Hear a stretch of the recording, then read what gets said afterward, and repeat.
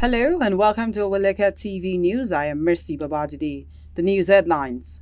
Federal government awaits probe report threatens corporate arrest over fake degrees. In business, diesel price drops as Dangote sells 1,225 Naira per litre, supplies petrol in May. On the foreign scene, Trump-Biden sweep primary elections in 4 states.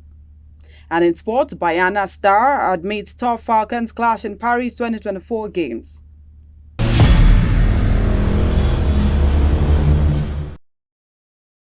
Welcome back now on the news and details.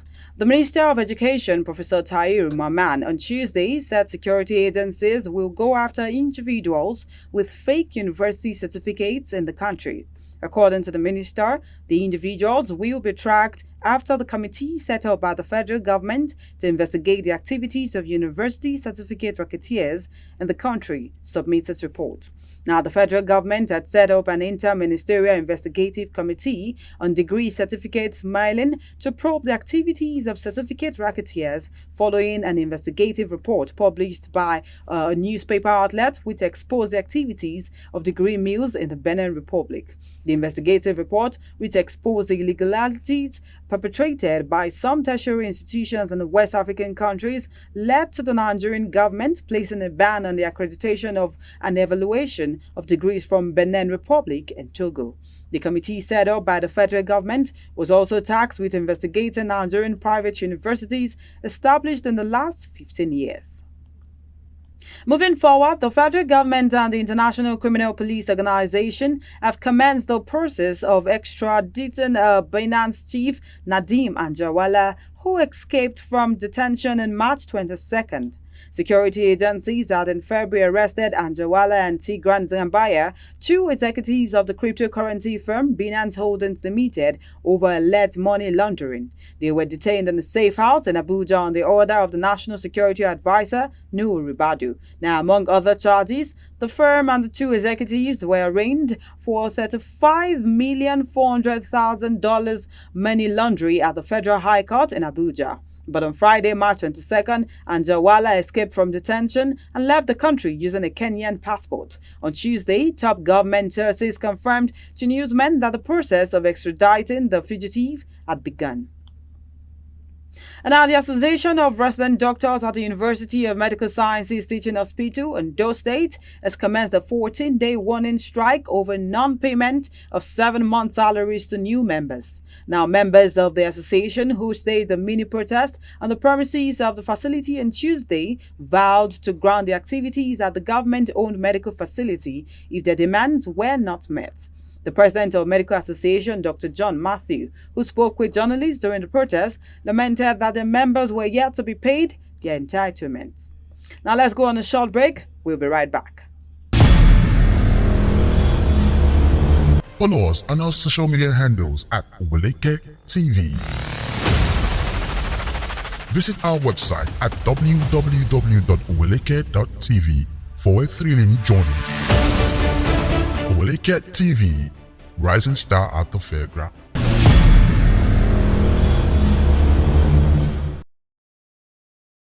Welcome back, and now to other stories. A deputy commissioner of police serving with the Force Criminal and Investigation Department, Alagbon, Lagos State, Bolan Oyedemi, was found dead on Monday in his private house in the Ogbomoso area of Oyo State. Oyedemi was the aide-de-camp to the late former governor of the state, Adebayo Alao Akala, during his 11-month tenure as de facto governor in 2006, although there were unconfirmed reports that the senior officer might have died of suicide. Oyo State Police Command told news correspondents that the circumstances behind his death were under investigation. And now to business stories. The pump price of automotive gas oil, popularly called diesel, has dropped from about 1,700 Naira per litre, which it sold for a few weeks ago, to around 1,350 Naira per litre in some locations across the country, following the sale of the commodity by the Dangote Petroleum Refinery. It was gathered on Tuesday that $20 billion worth refined started pumping out diesel to the domestic market last Wednesday, and it sold a minimum of 1 million litres to each registered oil marketer that got the product from the plant since it commenced diesel sale. Now, officials of the multi-billion-dollar plant and oil dealers confirmed that the product was dispensed to marketers at between 1,225 naira per litre and 1,300 naira per litre, depending on the volume of purchase. Now, this came as it also gathered that the refinery would start releasing premium motor spirit to the domestic market in May this year. Still in business, the Naira began the new month on a bullish note, appreciating to 1,278.58 Naira against the United States dollar from 1,309.39 Naira per dollar recorded last week Thursday. This indicates an increase of 30.81 Naira at the close of trading activity. According to data from FMDQ Securities, the indicative exchange rate for the Nigerian Autonomous Foreign Exchange Market closing below the 1,300 Naira ceiling marks the first instance since January 26 of this year. Now, the Naira depreciated to as low as 1,615 Naira per dollar on March 13, 2024. Now, since the introduction of a slew of foreign policies by the central bank, the Naira has gained over 21% on the dollar since March. Now, liquidity in the forex market has been attributed to an array of policies currently implemented by the CBN. Up next are stories on the foreign scene after this break. Follow us on our social media handles at Oweleke TV. Visit our website at www.oweleke.tv for a thrilling journey. Oweleke TV, rising star at the fairground.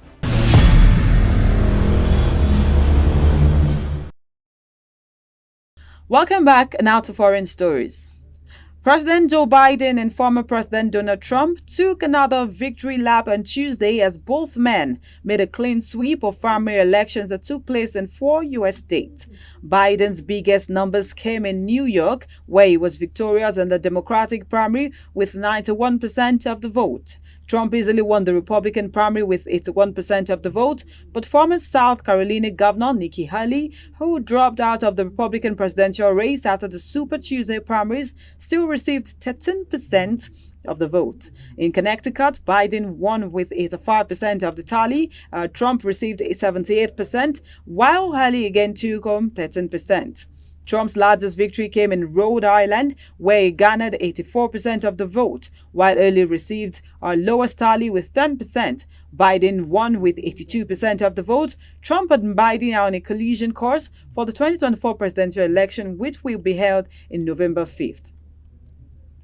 And now in entertainment news, Police Force Public Relations Officer Muyiwade Jobi has shared reasons why cross-dressers in Nigeria cannot be arrested or prosecuted. The PRO was asked how the police are responding to the cross-dressing crisis in Nigeria involving the likes of Bobrisky, James Brown, J Boogie, and so on during an interview. Now, according to Muyiwade Jobi, certain cases are extremely challenging to prove. Citing rape case as an example, he said that there are numerous elements that need to be proven, and failing to prove one of them could result in a case being dismissed in court. Now, in his opinion, you cannot arrest someone you want to prosecute without having credible evidence against them. He further stated that cross-dressing is not illegal in Nigeria to the best of his knowledge, but the allegations on cross-dressers are based on natural offenses and requires credible evidence to be prosecuted.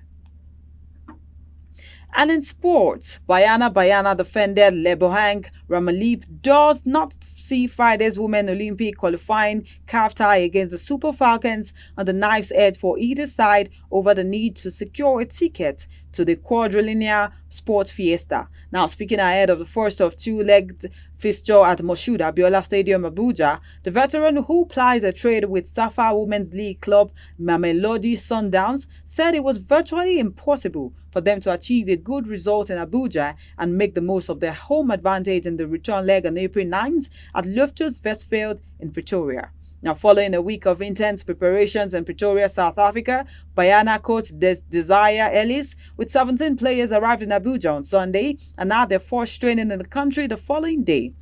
Now, the winner of this tie will join Brazil, Japan, and Spain in Group C of the Women's Football Tournament of the Paris 2024 Olympic Games in Paris in July and August as one of the Africa's 2 representatives. And just before we go, here's a recap of the headlines. Federal government awaits probe report threatens corporate arrest over fake degrees. In business, diesel price drops as Dangote sells 1,225 Naira per litre, supplies petrol in May. On the foreign scene, Trump-Biden sweep primary elections in 4 states. And in sport, Banyana star admits top Falcons clash in Paris 2024 games.